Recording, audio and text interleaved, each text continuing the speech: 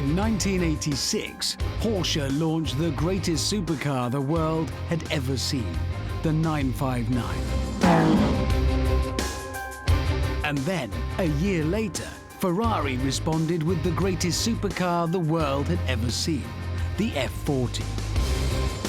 Oh my word, would you just look at that? I can't recall ever seeing these two together on television before, so let's get cracking, beginning with this one. Come on, Richard, stay professional. When the 959 first came along in 1986, it was the most advanced and most high-tech car ever made. I'm not talking about the upmarket pleasantness of my surroundings, of aircon, electric seats and so on. No, it's cleverer stuff than that. For example, it had adjustable suspension and a complex four-wheel drive system. You could split the power between the front and back wheels, not just according to how much grip you had, but how you were cornering, how much G-force you were putting it under. Oh God, this is beautiful. You can just feel, I mean, I've owned 911s from this period, and this thing just feels so much more. And the Tech Fest didn't stop there. The 959 came with a million things we'd never seen before. Tire pressure sensors, for example, and magnesium wheels with hollow spokes. No wonder Bill Gates bought one. And while we're on the subject of Billy Microsoft, he was one of the few people back then who could have afforded to pay the proper price for one of these things. Because in the 80s, Porsche asked £150,000 for a 959, but it actually cost them £300,000 to make. It was so advanced. Other famous owners included my style hero, Don Johnson, and a young Boris Becker, who maxed his 959 on the Italian Autostrada, which must have been lively. The 959 was fast. Really fast.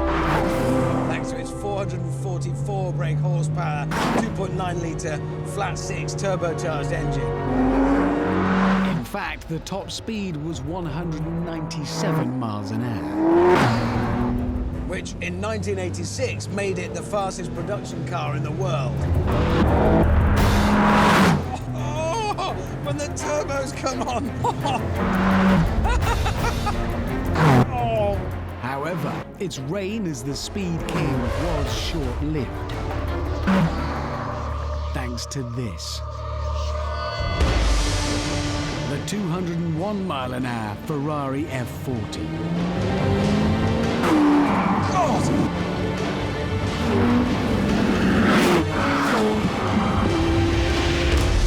It's the one that gets me, not 200, 201. It's like when kids say, everything you say plus one. So we know the Ferrari has a higher top speed than the Porsche. But what about acceleration? You know, I feel a drag race coming on. Now, I am, as you know, a big fan of Porsches. And it's not that I think that 959 is going to lose or anything, but just, it's a cold day. I think it's best if I stay here in this car, the one that's 250 kilograms lighter and has got 478 brake horsepower instead of 444.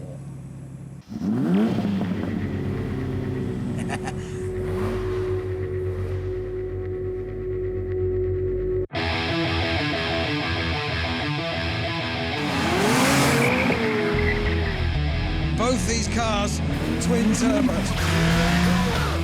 Both 2.9 litres. Oh, it's going to be close. It's going to be close. I think the Porsche's taking it. And the Porsche is going to win. Enzo would not like that result. I'll be honest, a couple of my gear changes could have been slicker. Dial out my iffy gear changes though, and these two would cross the line neck and neck. And that's odd, because they are very different. Where the 959 is all high-tech and luxury, the F40 has string for door handles, no carpets, and wind-up windows. What you get in this car is a twin-turbo V8, some windscreen wipers, and that's about it.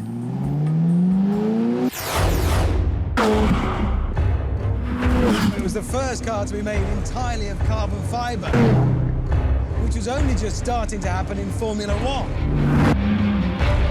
The lightness and the stiffness of it, allied to that colossal power, made it a bit of a hyper go-kart through the corners.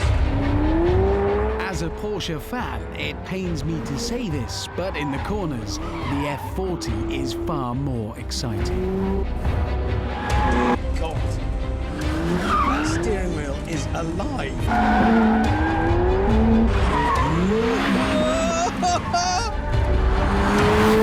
This thing is so sharp. Oh, God.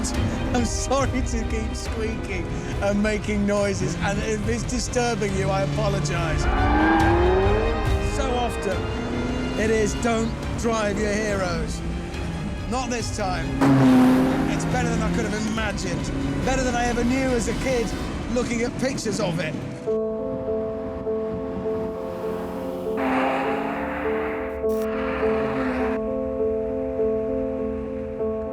Choosing between these two is like choosing between shirt or trousers. It's pointless. But I will say this, we simply wouldn't be where we are now without them. Because these two cars are, I believe, incredibly important. It's this pair that took road cars to and beyond the 200-mile-an-hour barrier.